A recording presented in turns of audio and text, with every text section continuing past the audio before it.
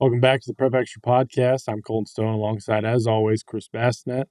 Chris, it's hard to believe it, but it's playoff time. The Phillies are one game away from the World Series. Oh, you're talking football. Oh, that's right. Sorry. That's Yeah. And a Game 7, obviously. Yeah. ALCS. But yes, Nebraska high school football, we finally made it to the playoffs. Feels like this season was long and short at the same time. Feels that way every year, it seems. But, just to get right into it, Class A, a lot of interesting matchups, some rivalry games, some crosstown games. One that we'll have our eyes heavily on is Lincoln East, Lincoln Southeast. They're in the 6-11 spot. I don't want to say vying for who's going to represent the city in the second round. North Star also there. First postseason appearance since 2015. Well, non-COVID since 2015, right. Because in 2020 everybody made the playoffs. Yeah. We'll start with the Gators. How about? Yep. Shout out to them. They had to win Friday night against Columbus. Won that game by 3 touchdowns. Had to beat Norfolk a couple weeks ago. Got it done in overtime. So they were kind of up against it and got it done. So you have to give a lot of credit to James Thompson's crew there for getting back to the postseason. That's something you can build your program around. And I know the younger players at North Star, the freshmen, the JVs, have had a couple really solid years under Thompson as well. So future's bright there. As for this year, congratulations, you got Millard South. North Star played Millard South a few weeks ago. Led that game 7-0 after the opening kickoff. They took it back. Final score was 57-10, Millard South. Now, we know the Patriots are really good. I think most people would probably tell you it's probably going to be Omaha West Side and Millard South in the finals. Now, you never know, of course, but North Star's a heavy underdog in that game. Still, they're in the postseason, and it's been a while for them, so you have to give them a lot of credit there. And then you mentioned it, the crosstown game, East and Southeast. These teams met early in the year, week 2, week 3, double overtime. East got it done, and Southeast had a big lead in the fourth quarter of that game. East came back, won at 31-28 in double overtime. Here they are in the playoffs. I watched East last week against Gretna, pretty banged up, and I was talking to John Gingery after the game, and he was just shaking his head, at the number of injuries. I think he said 3 running backs, 2 linebackers, 2 or 3 safeties. He says we can't afford to lose anybody else right now, and so they're kind of in a tough spot. It's the health is a pretty big issue there.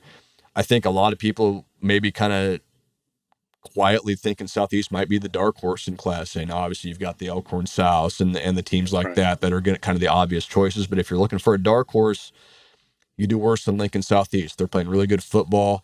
They found a playmaker at running back in Caden Logan, who's had a couple really nice weeks for them. They're big and physical up front. They have a veteran quarterback. You'll take those things in the postseason. So, yeah, that'll be a fun one Friday night at Seacrest Field. The playoff games at Seacrest Field always fun, especially when it's 2 city teams going against each other.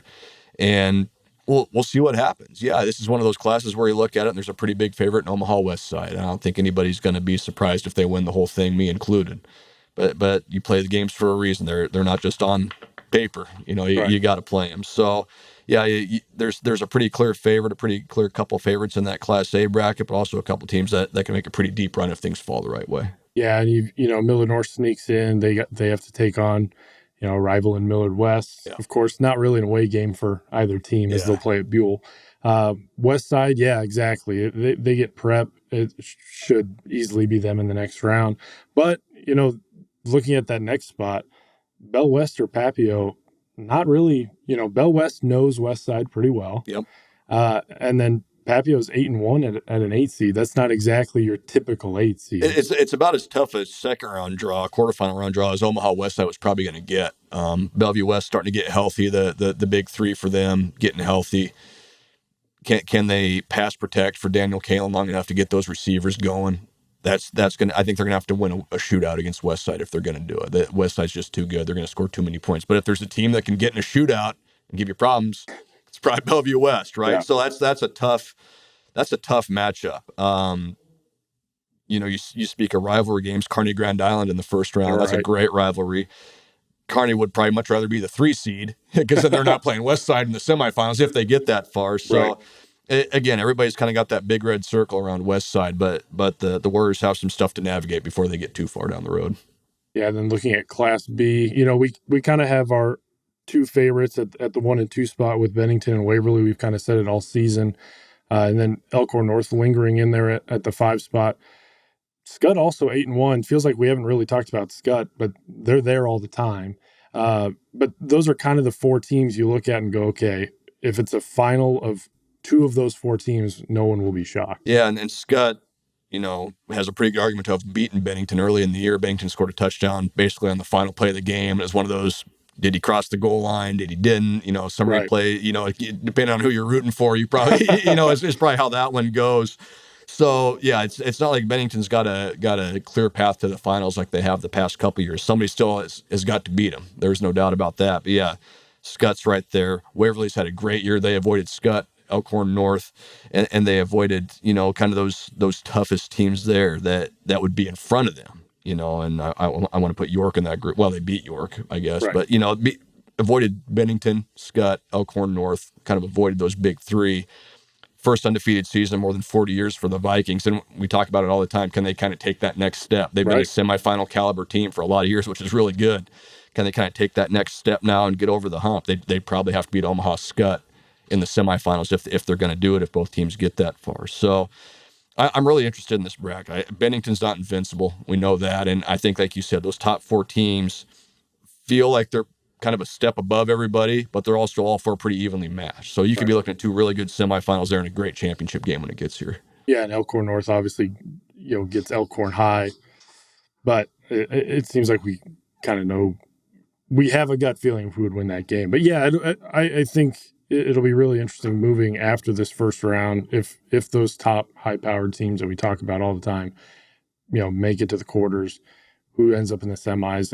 I again would not be surprised if it's those four teams that it seems. Again, we didn't talk about Scott a lot this year, it feels like, but I would have envisioned those four being the four in the semis. So, looking at C1, Wahoo gets the number one spot there. Boone Central at 2.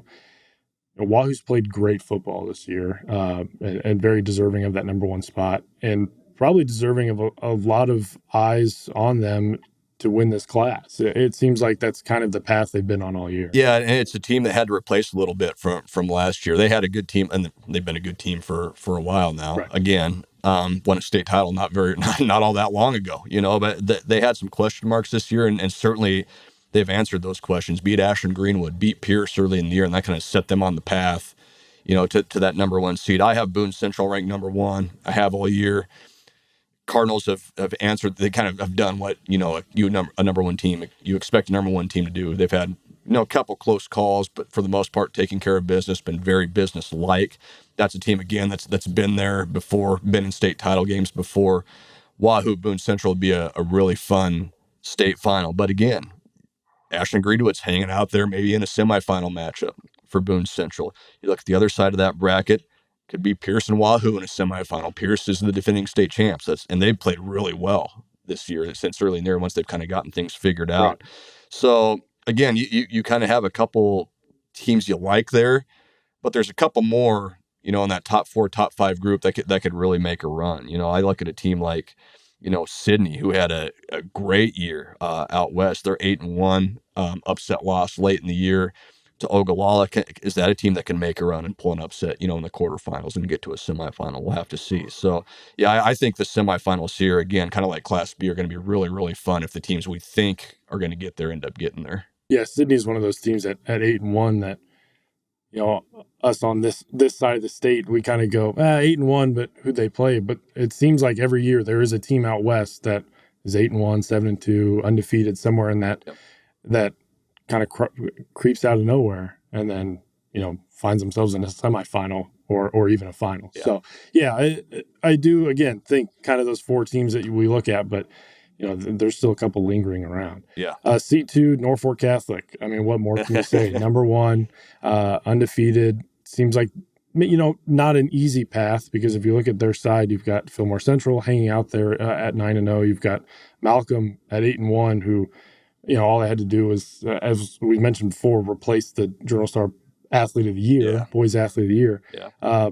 But it does kind of still feel like if you're not picking Norfolk Catholic, you're you might be in a tight spot there. If it was anybody else but Norfolk Catholic, you go, my gosh, like they have the toughest draw of all time. Like you get Aquinas in the first round. Yeah. How about that coaching matchup? Ron Mimick and Jay Beller, 700 some wins between the two of them. You know, and obviously Aquinas has been there for decades under Coach Mimick, and same for Norfolk Catholic.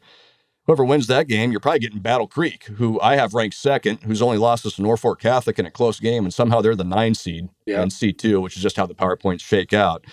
And then the teams you mentioned, you know, Malcolm, we know their quality. We know Fillmore Central's had a great year, beat Hastings St. Cecilia kind of for their signature win.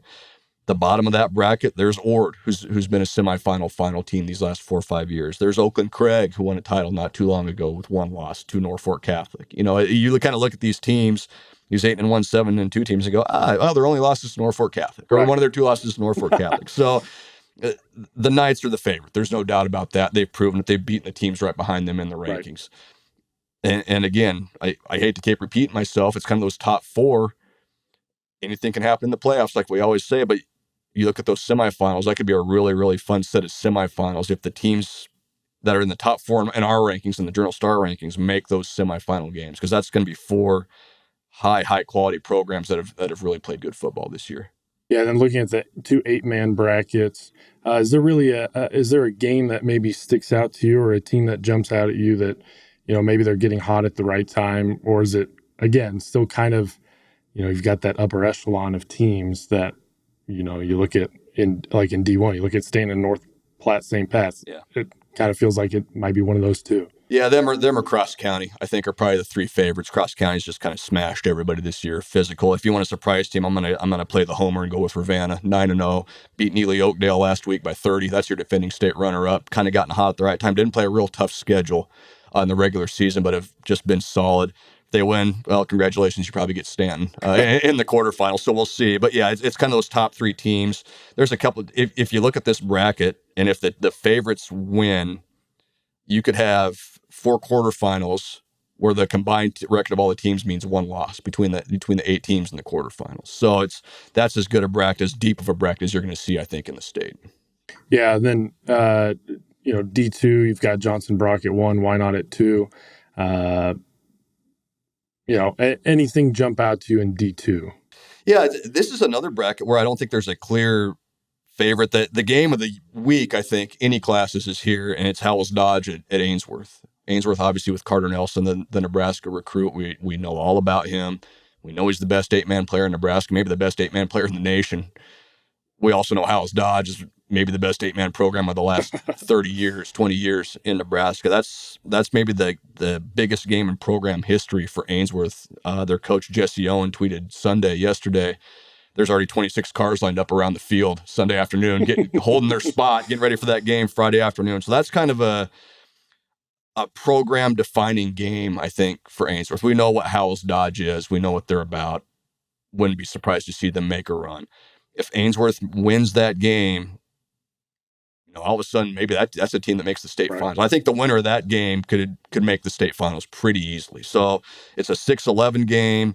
Howells Dodge has 6-2. They must be down a little bit. Well, not really. You know, their losses are close into really good teams, and they smashed a really good Bloomfield team last week. So that's the game I'm going to be watching. I think a lot of people will be watching Friday night is that Howells Dodge and Ainsworth game. Yeah, we'll wrap up here with 6-man. SCM's your number 1 team. Arthur County's your number 2 team, and then sitting down there in the number 6 spot, the city team, Parkview Christian, defending state champion. You know, not quite a mirror image of last season. Obviously, they had to replace some players, and the expectations obviously got higher. But when you look at 6-man, it does kind of feel like, you know, the power lies out west, and it seems like it's kind of trending back that way. Yeah, I think so. Yeah, I'm really impressed with SCM, because that's a team that beat Parkview last year, obviously. Lost a lot of guys off that team, and then just destroyed Parkview early this year. And it kind of went, whoa, that was kind of weird how lopsided that game was. If you're Parkview, you love this draw because you avoid SCM. They're on the other side of the bracket from you right now. So you got to get past that first one, of course, and Cody Kilgore, who's won a state title again in the last 4 or 5 years. But you kind of like your draw, I think, if you're Parkview Christian there. And they could certainly be a team that makes a run to the semifinals, where they probably see Arthur County, who's scoring about 75 points a game, is all. Same with Potter Dix, same with SCM.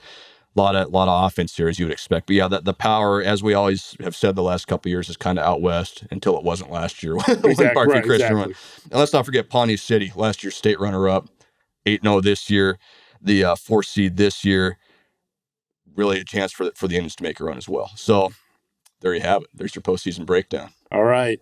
We will have all your postseason and playoff updates, and we'll follow every game on the Journal Star. But for Chris Baston, I'm Colton Stone. We will talk to you guys next week on the Prep Extra Podcast.